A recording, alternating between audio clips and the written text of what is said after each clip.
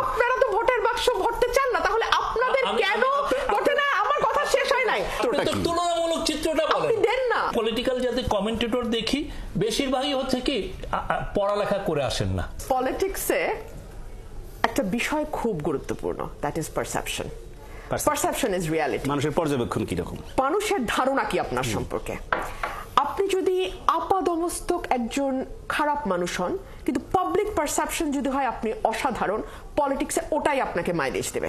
আপনি যদি ব্যক্তি জীবনে একজন অসাধারণ ব্যক্তি হন, আপনার কাজকর্ম যদি অসাধারণ হয়, মানুষের যদি আপনার সম্পর্কে পারসেপশন হয় খারাপ, আপনার কিন্তু পলিটিক্সে ফেল করা অবধারিত। পারসেপশন তো ক্রিয়েট করে, পারসেপশন ক্রিয়েট করে। এখন তাহলে বলতে বলতে আপনি পারসেপশন তৈরি করেন। তাহলে আপনারা সেই পারসেপশন কেন ক্রিয়েট করতে পারছেন না? We have done, আপনি সত্যিকার অর্থে এই গভর্নমেন্ট যা করেছে, আমাকে একটু বলতে দেন।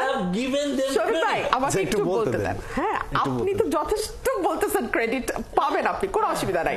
কিন্তু আপনাকে তো মানতে হবে, আপনি খুনের কথা বলছিলেন, একটা রিপোর্ট প্রকাশিত হয়েছে 947 জন একেবারে রিপোর্টেড খুন গত 4 মাসে। আমি একটু বলি, আচ্ছা গত 4 মাসে 967 জন খুন। আমি বলি, আমি এটা বলি, আমার পরিসংখ্যানটা শেষ করতে দেন, একটু ধৈর্য ধরেন। আপনি লেখেন 4 মাসে 174টা সাম্প্রদায়িক সহিংসতা, 23 জনের মৃত্যু দাবি করছে হিন্দু বৌদ্ধ খ্রিস্টান ঐক্য পরিষদ। 80টি মাজার ভাঙা হয়েছে গত 4 মাসে। নারীদের ফুটবলের 2টো ঘটনা যদি আমি সরিয়েও রাখি, মেহজাবিনের উপরে যেই ঘটনা ঘটেছে, পরিমণির সাথে যেই ঘটনা ঘটেছে, অপু বিশ্বাসের সাথে যেই ঘটনা ঘটেছে, এই ঘটনাগুলো একটা পারসেপশন তৈরি করে যে এই সরকারটি মৌলবাদকে প্রমোট যদি নাও করে থাকে, মৌলবাদকে এক ধরনের আশ্রয় প্রশ্রয় দিচ্ছে। না দিচ্ছে কিনা আমি একটু শেষ হয়। আপনি আচ্ছা, আপনি যদি আমাকে না সময় দেন তাহলে আপনারা পলিটিক্যাল গভর্নমেন্ট না, ফাইন, আপনারা পলিটিক্যাল গভর্নমেন্ট। আচ্ছা, কোন অর্থে পলিটিক্যাল গভর্নমেন্ট সেটাকে আমি সেই প্রশ্নে আমি আসবো। আচ্ছা, কোন অর্থে আপনারা কি ইলেকশন করতে যাচ্ছেন? কারণ সম্প্রতি প্রধান উপদেষ্টা যা বলেছেন সেটা নিয়েও বহু প্রশ্নের জন্ম হয়েছে, আমি সেইখানেও আসবো।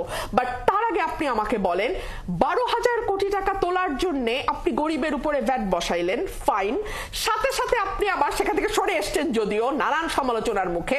আমি প্রশ্ন করি, আপনি 7,000 কোটি 7,500 কোটি টাকা মহার্ঘ ভাতা কেন আমলাদের জন্য ডিক্লেয়ার করেছিলেন? এবং সেই সময় আপনারা তখন বলেছেন, আপনার কথাও আমি শুনেছি মিডিয়াতে, আপনি বলছেন জীবনযাত্রার ব্যয় বেড়েছে। জীবনযাত্রার ব্যয় কি কেবলমাত্র আমলারা যারা বেতনের চেয়ে ঘুষের উপর অনেক বেশি নির্ভরশীল তাদের জীবনযাত্রার ব্যয় বেড়েছে, কিন্তু যেই রিকশাওয়ালাটি 20 টাকা দিয়ে একটা জুস কিনে এখন তাকে 25 টাকা দিতে হবে, তার জন্য কি জীবনযাত্রার ব্যয় বাড়ে নাই? কিংবা ধরুন যারা স্কুল শিক্ষক 17,000 টাকা বেতন পান, 19,000 টাকা বলা হয়েছিল এক শিক্ষক প্রতিবার জানি বলছেন আমি 17,000 টাকা বেতন পাই, সেই প্রাথমিক স্কুল শিক্ষক, তার জন্য কি একটা বিস্কিটের প্যাকেট 20 টাকা থেকে 25 টাকা, তার কি জীবনযাত্রার ব্যয় বাড়ে নাই?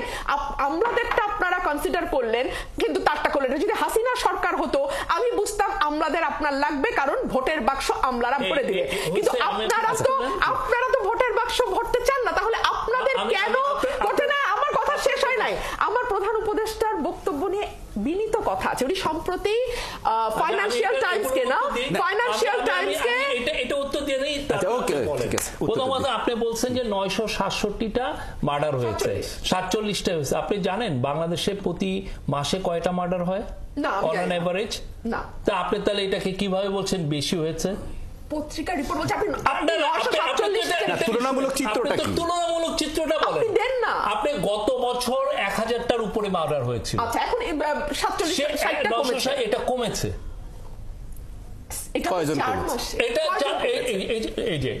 আমি তো বলছি কমেছে। আপনি ডেটা চান, আপনাকে আমি ইয়েতে পাঠিয়ে দিব, কি জানো, হোয়াটসঅ্যাপে পাঠিয়ে দিব। তারপরে আপনি 174টা আপনি কার কোট করছেন আপনি জানেন? হিন্দু বৌদ্ধ খ্রিস্টান বৌদ্ধ কাউন্সিল। এরা কি করেছে জানেন? এরা কি করেছে?